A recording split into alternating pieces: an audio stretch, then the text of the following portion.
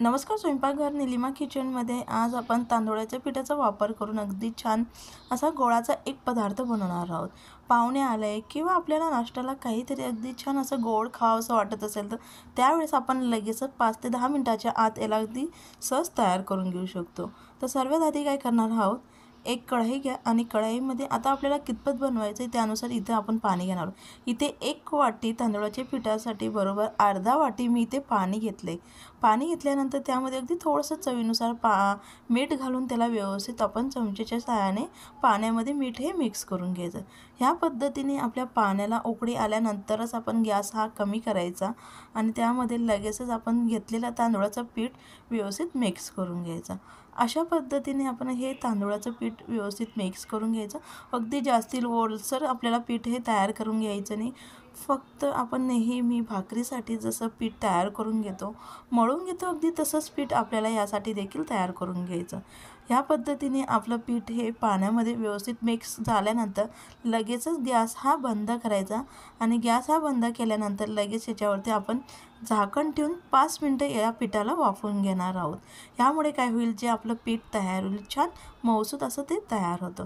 5 मिनटानंतर तुम्ही बघू शकाल लगेच आपण काय करायचं, हे पीठ एका कढईमध्ये किंवा एका प्लेटमध्ये काढून घ्यायचं, जेणेकरून आपल्याला त्याला व्यवस्थित मळता येईल. तर ह्या पद्धतीची एक प्लेट घेतली. प्लेटमध्ये मी आता हे पीठ काढून घेतले आणि लगेचच आपण काय करायचं, हे पीठ मळण्यासाठी अगदी थोडंसं कोमट पाणी एका कढईमध्ये किंवा एका पातेलीत गरम करून घ्यायचं आणि सर्वात आधी पाणी न घालता आधी या पिठाला व्यवस्थित मिक्स करून घ्यायचं. आपल्याला हे कोरडं दिसते, पण जसं आपण याला मिक्स करत जातो ना, तसं याच्यातलं पाणी म्हणजे अगदी लगेचच आपल्याला समजतं पीठ हे ओलं आहे. तर त्यानंतरच आपण यामध्ये अगदी थोडासा पाण्याचा ओला हात करायचा आणि ह्या पद्धतीने अगदी थोडं थोडं पाणी घालत छान नेहमी आपण कणिक मळतो, अगदी तसंच मऊसूत याचं आपल्याला कणिक हे मळून घ्यायचं. गार पाण्याने हे कणिक मळून घेऊ नका. गार पाण्याने जर तुम्ही हे कणिक मळाल तर हाताला देखील ते चिपकेल आणि आपल्या कणकेला अगदी लगेच असे तळे जातील, व्यवस्थित ते तयार होत नाही. अशा पद्धतीने अगदी छान मऊसूत आपण गोळा हा तयार करून घ्यायचा. आता आपला हा गोळा तयार झाला आहे. त्यानंतर काय करायचं, याची अगदी थोडासा आपण पीठ हे घेणार आहोत. ह्या पद्धतीने छोटासा गोळा घ्यायचा आणि अगदी लांबसर असा आपण याचा गोळा तयार करायचा.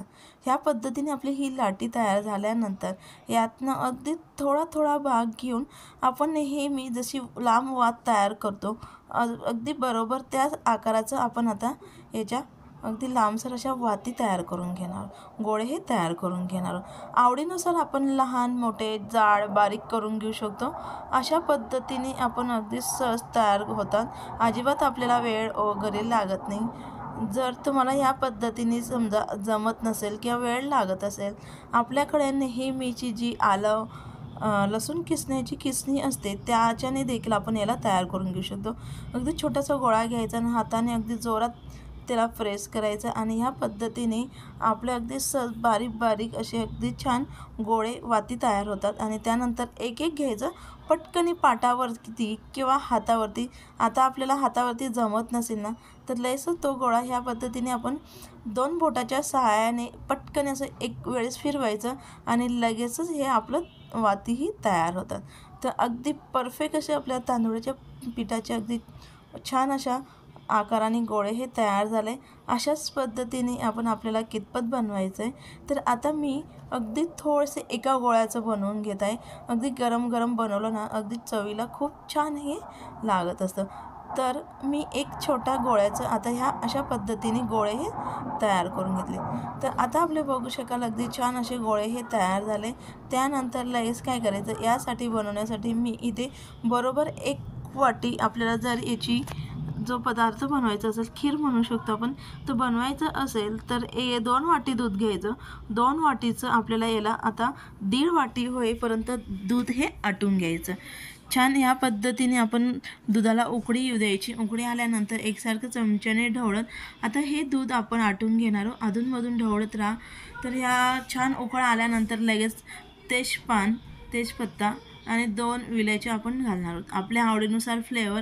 आता आपल्याला कितपत छान असा फ्लेवर हवा आहे त्यानुसार आपण यामध्ये वेलची पावडर किंवा वेलची हे घालून घ्यायचं. तर वेलची घातल्यानंतर मी याला पुन्हा 5 मिनटं छान थोडंसं दूध हे घट्टसर होईपर्यंत आटून घेतं. अशा पद्धतीने आपलं दूध छान आटवल्यानंतर यामध्ये लगेचच आपण ज्या वाती तयार करून घेतलेल्या तांदूळाच्या पिठाच्या ते आपण यामध्ये टाकून घेऊया गोळे.